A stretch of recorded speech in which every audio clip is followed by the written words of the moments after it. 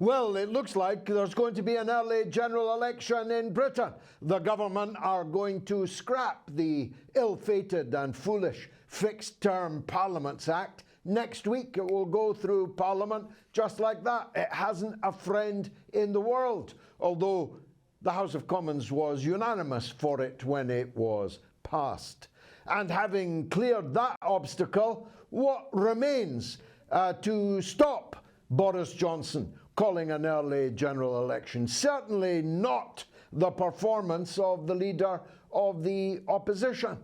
Boris Johnson, if he calls a khaki election, re-elect me as Winston Churchill revisited, will sweep the boards. He will sweep the country, and the Conservatives will be in for another long 4 or 5 year term. No doubt that will come up in the course of the show, as will Boris Johnson's abject performance in the United Arab Emirates in the last few days.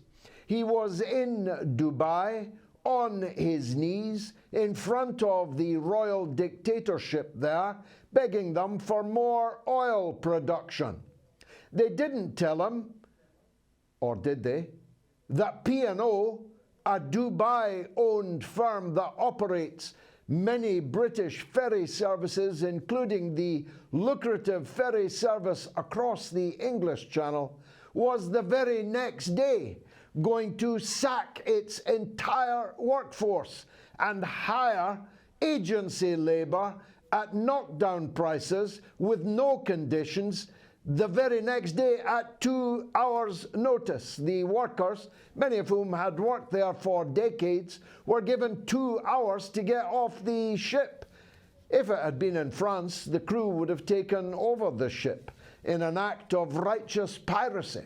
Some of the ships would be on fire in the English Channel right now, and the workers would be in command of all P&O's vessels. But the British workforce are not French, or are they?